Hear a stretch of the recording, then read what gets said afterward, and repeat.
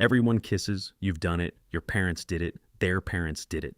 It feels completely natural, like breathing or blinking. But here's the strange part. Nobody taught you how to kiss. Nobody explained why it exists. And when scientists actually tried to find the origin of the kiss, they discovered something that changes everything you thought you knew about human connection.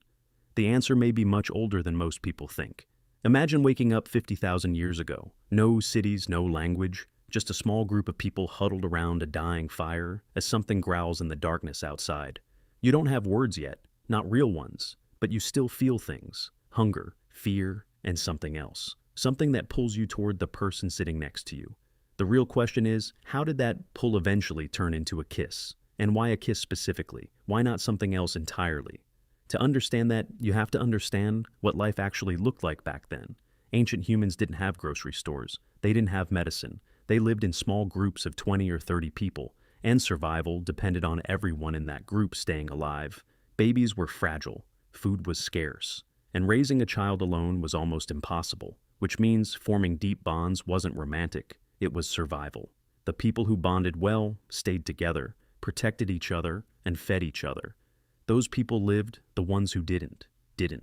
So the pressure to connect was extreme. But that creates another mystery. Thousands of animals face the same survival pressure. Wolves bond, elephants bond, but they don't kiss. So why did humans start pressing their lips together? And here's where things get strange. Some researchers think the kiss didn't start as romance at all. It started as food. There's a behavior called kiss feeding, where a mother chews food until it's soft and then passes it directly from her mouth into her baby's mouth. No spoons, no blenders, just lips meeting lips, and survival happening in the gap between them. Chimpanzees still do this, bonobos do it, and the oldest cave art in the world shows figures pressed face to face in ways that look unmistakably familiar. But the story doesn't end there, because researchers discovered something unexpected. Not every culture in the world kisses romantically. When scientists actually surveyed cultures across the globe, they found that nearly half of all human societies have no tradition of the romantic kiss. No kissing before marriage, no kissing as affection, nothing, which raises an uncomfortable question. If kissing is so natural, so instinctive, why don't all humans do it? The answer may come from the nose before lips. There was the nose. In dozens of ancient cultures, the greeting wasn't a kiss, it was pressing your face against someone else's face and inhaling. The Maori of New Zealand called it the hongi. The Inuit had a version of it. So did cultures across Southeast Asia and the Pacific Islands. And it wasn't just symbolic. Researchers believe they were actually smelling each other, reading chemical signals in the skin, detecting health, detecting compatibility, detecting whether this person was safe. And this is where things get weird, because the lips are covered in something remarkable. They're loaded with nerve endings, more nerve endings per square centimeter than almost anywhere else on the human body, which means the moment two people touch lips, the brain receives an enormous flood of information: temperature, taste, scent, texture. The brain processes all of it in milliseconds and produces a feeling that is almost impossible to fake, which may be exactly the point. Imagine you're living in that ancient group again. You can't read a resume, you can't check someone's social media. You have no way of knowing whether the person in front of you is healthy, trustworthy, or worth bonding with. Except one way: get close enough to smell them, close enough to taste them, close enough that your nervous system tells you the truth about this person, whether you want to hear it or not.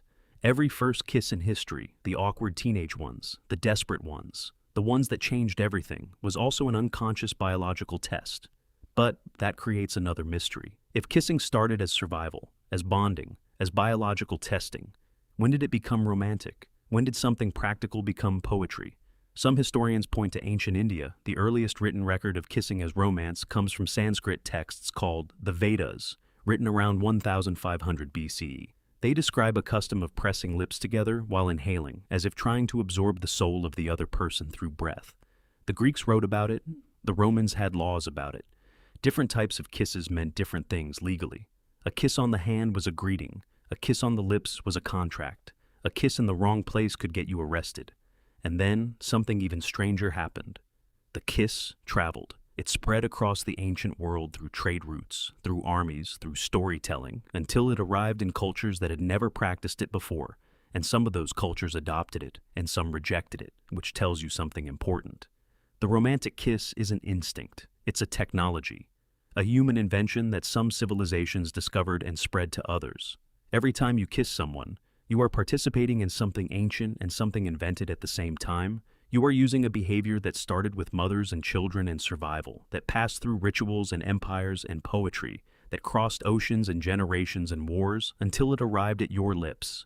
In this century, feeling completely natural, the mouth is one of the most sensitive parts of the human body. And for thousands of years, humans have been pressing theirs against each other, reading information no words could carry, making promises no language could hold. We invented writing, we invented cities, we invented almost everything about modern life. But we never stopped doing this one very ancient thing. The word romance may be modern, the feeling behind the kiss is not. And the next time you feel that pull towards someone, that instinct to get closer, to close the distance between two people, remember that you are not doing something new. You are doing something so old. It predates language itself, something so deeply human, it survived every civilization that ever rose and fell. The story of the kiss doesn't begin with love, it begins with survival. And somewhere along the way, the two became the same thing.